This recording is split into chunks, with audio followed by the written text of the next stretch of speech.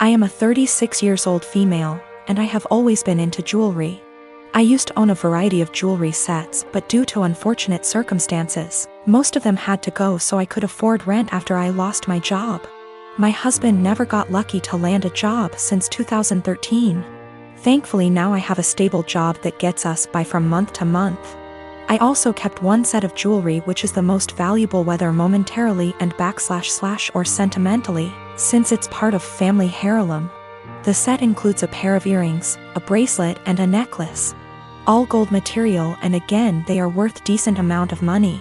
My brother-in-law has been with then-girlfriend for 10 years and they recently got married. It was a huge deal for the family.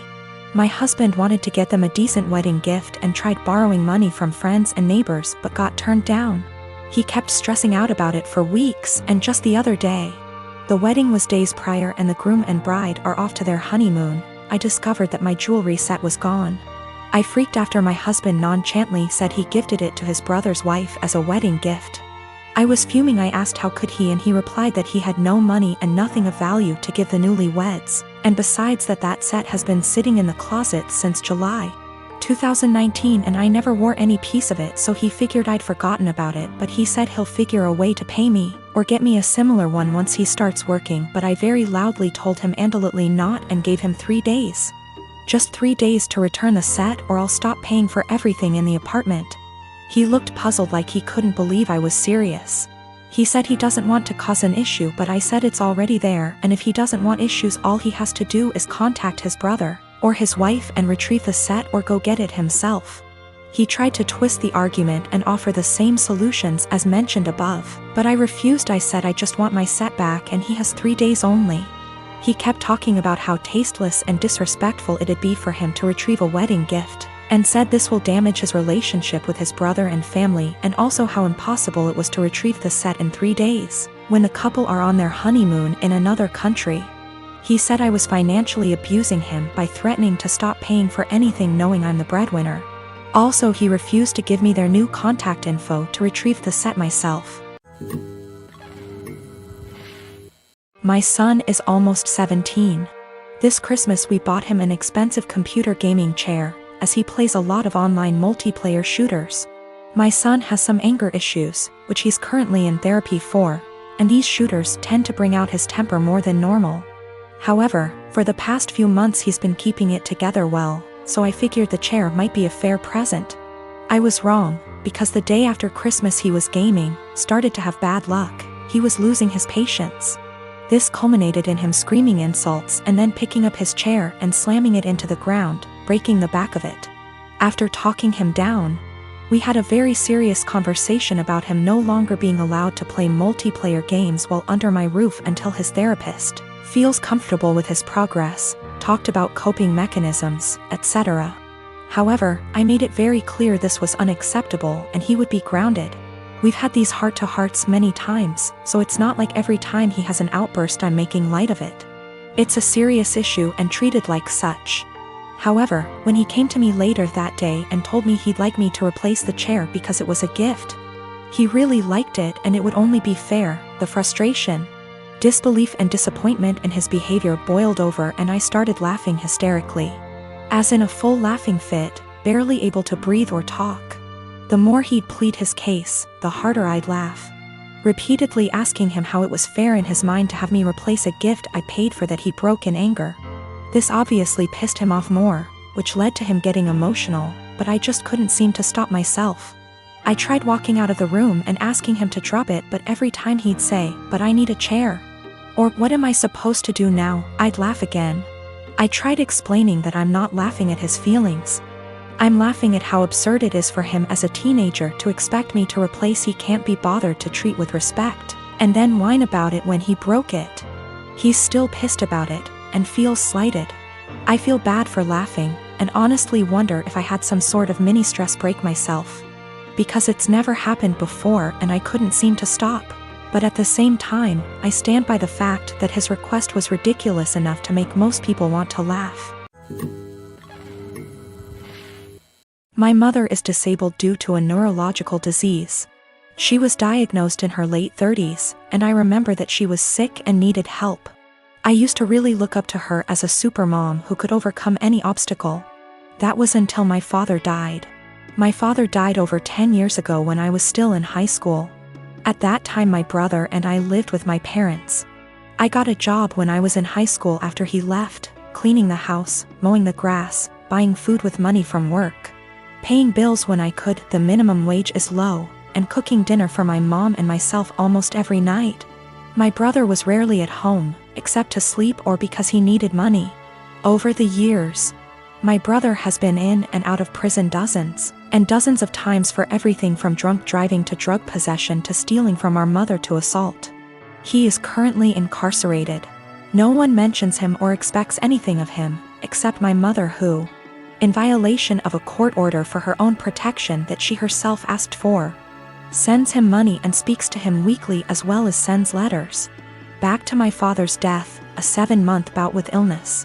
Almost 2 years after my father's death, I graduated from high school and went to college out of state. I sent money to my mom when I was in college, and I distinctly remember, for example, using my scholarship I got in December to buy Christmas presents for my mom and brother, because I knew they wouldn't have anything if I won't buy. No one reciprocated, but I did not expect this. To be honest, I didn't care either until it became the norm over the next decade. That very Christmas, I was barely 18 years old, and I was collecting pennies to buy a cheap refrigerator after I returned home for the winter holidays with gifts, only to realize that there was no food in the house. My brother, in a drug-fueled rage, tore down the Christmas tree I had bought and decorated and threatened to kill himself if I didn't give him the money because no one loved him, and that would prove that I cared. It is important to note that even during this time, my mother continued to let my brother, who became a criminal, back to the house. I'll try to skip my college and graduate years, but suffice it to say that I met my current husband and spent less and less time at home. When I was at home or when my husband and I were visiting, it was like this: clean my mom's house, buy mom food, cook for mom, take care of my mom. I was and remain very firm with my mother that I would not let my brother in my life as he threatened to kill me over the prescription cough syrup, threw me down the stairs and broke down the door to get to me, and some of the money I had at the time. I have no doubt that he will try to harm my child, my husband or me in order to get what he wants. He told me he would find me and he would teach me a lesson for his perception that I wronged him for not giving him money. And I have zero contact with him. I have blocked all numbers that have anything to do with him, including friends he calls from outside the prison. P.S. My mother let him take my number from her phone. I told my mom for years that I didn't want to have my brother in my life until he stopped using drugs for at least 1 year. To date, he is unable to do so. He stole tens of thousands of dollars from her. She always says she won't let him back into her house, but she eventually forgives him and the cycle repeats. The next year, when he was released again, she told me in no uncertain terms that he would not live with her, but admits that she keeps in touch, sends him money, and thinks it is the devil in him that makes him addicted. He will return. I offered to help my mom move closer to me since I live in many states. My husband and I even asked the realtor to come out and start the process of registering our house so we could find a house with space for my mom. My only stipulation was that she not drag my brother into my son's life. She categorically refused. She also refused to go to nursing homes, despite the fact that I went to her of my own free will and received excellent recommendations from her doctors. Now that she had surgery this week, my family is out of the slums. To be honest, I'm outraged by this. I had people who couldn't even send me a mutual Christmas card and told me that I was neglecting my mother, refusing to take time off from work and go to her place to take care of her. They don't care that I don't have days off and that I will most likely lose my job. One even stated that I wouldn't put groceries on my desk. I wouldn't work for such an employer. It's easy to say those words, but say it to my hungry baby. They said, "Who do you think took care of you as a baby?" And frankly, it hurts me. Sometimes you have to learn how to deal with life. You can't just ignore it, because getting on with life means losing your job. Walking away from my toddler in his growing up years and taking care of my mother, I guess? You can probably tell at this point that I'm fed up. I am in a stalemate when literally the only surviving family members tell me to quit my job, my family, my young child to take care of my mom and help her. They also refuse to give a timeline, saying it will be as long as she needs it. I am expected to take care of her 24 hours a day, 7 days a week, no questions asked. I also feel strongly that they resent my mother for asking them to do me a service. Even though I have explained many times that I offered her to stay with us and have the operation here, at no cost to her, mind you. And she refused. In response, they tell me that she has the right to be close to her friends. I also tried to explain that by bowing to her at every call. They give her an opportunity, but they don't want to hear it. They don't seem to hear me when I try to explain that. For example, helping her get out of the physical therapy room a week and a half before her doctor's recommendation gives her an opportunity, and ultimately hurts her independence. She is used to everyone doing everything for her. For example, during the last visit she was very upset that I did not take her to Walmart, because she had to go there almost before the baby went to bed. It was not emergency. She wanted to look around. My mother, in all this confusion, has taken the position that although she doesn't want me to lose my job, a good daughter should take care of her mother. Frankly, I am very hostile to this statement, because my mother did not call me on my birthday before my father died. I tried to build some kind of relationship with my son. I always try to chat with them or talk on the phone. And in the last 12 years I can count on the fingers of one hand how many times she called me just to tell me about me, or my son, or ask how we are doing. If she does call, there is always an ulterior motive, money for my brother or for her because she gave my brother everything. I'm on the edge. I can't work full-time, take care of my family, and expect to hear several times a week how bad a person I am for refusing to give up everything I've worked so hard to take care of mine. Mother. No matter what, I love my mom. My husband and his family saw it unfold and several people remarked, "Why are you even trying?" Meaning trying to schedule calls so she can talk / see my son. I invited her to my house earlier this month, scheduled plane tickets, airport assistance, etc. Just to watch her play on her phone or spend time playing with the dog instead of reading a book to my little one who just wanted her attention. Today, as if the last straw was needed, I called to check on her and she stated that she was going home against the doctor's orders because her dog needed her, because the dog was sick. First, he has a very minor skin condition that is almost 100% cured thanks to her friend giving him a prescribed ointment. Secondly, my little one got sick this week, meaning he didn't go to kindergarten for 3 days. And even after I told her about it, she never called to find out how he was. Just like she never called to check on him when he came down with the flu last year, or when he had a mysterious week and a half illness earlier this year that resulted in 4 doctor visits and a temperature of 104 degrees. I can't take it anymore. I am literally writing this as a last resort. My husband tells me not to talk to anyone. That's the whole family I have left except for one paternal aunt, because he sees me cry when hurtful comments and guilt come into play. He sees me trying to hide it from my child. But then I feel like I'm giving them what they want, right? Look at little Miss Potato, such a bad person and so inept at dealing with life. She just chose to ignore us all. But I can't defend myself all day in front of extended family members whom I've seen for over 10 years. And in some cases over 2 decades. Nothing I say will ever be good enough. I was told in no uncertain terms that I was a terrible person because I refused to leave my husband and young child and move across the county to take care of my mother. Postscript, I am not subject to the FMLA. My employer is not large enough and there is no comparable law in my state. I have 1 day of vacation left due to my son getting sick earlier this year.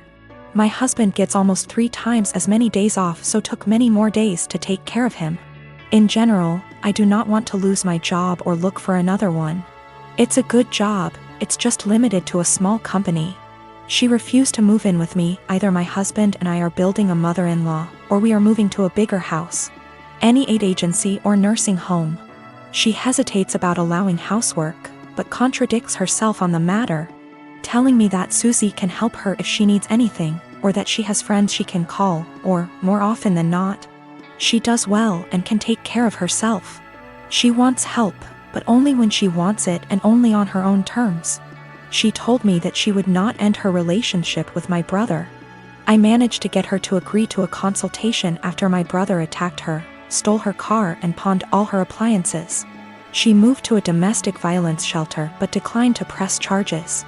This happened when I was 7 months pregnant, and when I refused to drive 20+ hours in a car. I was told essentially the same thing that I am being accused of now. She justifies my brother's behavior. He hooked up with the devil and he can't leave him. I've talked to the Adult Protective Services counselors and it all comes down to the fact that she's an adult. She can make her own decisions. Her doctors, although they seem to agree that she may need help taking care of herself, refuse to state that she is unable to take care of herself. My husband just got promoted to shift manager 3 weeks ago. This meant that his 10 a.m. to 6 p.m. shift has now been switched 4 a.m. to noon. He isn't a morning person at all, so most mornings he will start huffing and puffing as soon as his alarm goes off, and he will instantly turn on our light and very loudly start looking for his work clothes. Have asked him several times to put clothes out the night before and he has yet to do so. I have also asked him to not turn the light on or be super loud. After all, when I worked at 5 a.m. I made sure to be respectful of him sleeping. So yesterday morning when he got up at 3 a.m. and flipped on the light, I grabbed my stuff and went to the guest room. He came in and asked what I was doing. I told him that since he didn't respect me sleeping at all, that I would be staying in the guest room from now on. He made a comment about the light will only be on for 5 freaking minutes. Which is not true. He turns the light on, finds himself clothes and then goes to take a shower without turning the light off. If I turn the light off, he will come back into the room after the shower and turn it on again to grab his socks and put on his shoes. Which also pisses me off because shoes stay in the kitchen by the door and there's no reason he can't put them on at the table. Anyways, instead of understanding, he just got angry. Mainly because he is not a morning person and he doesn't like dealing with anything in the AM. So, while he was at work yesterday, I moved all my stuff into the guest room. Last night he practically begged me to sleep in the bedroom and promised to let me sleep. Well, this morning he flips on the light again, so I sit up and I'm like, are you kidding me right now? And he says, I'm being quiet. As if that was the only issue. So I went into the guest room and locked the door. I told him I was staying in here from now on despite his efforts to sway me. He thinks I'm overreacting. I work 4 p.m. to midnight. And cute little tidbit, I'm the breadwinner. I make nearly $5 more on my hourly wage.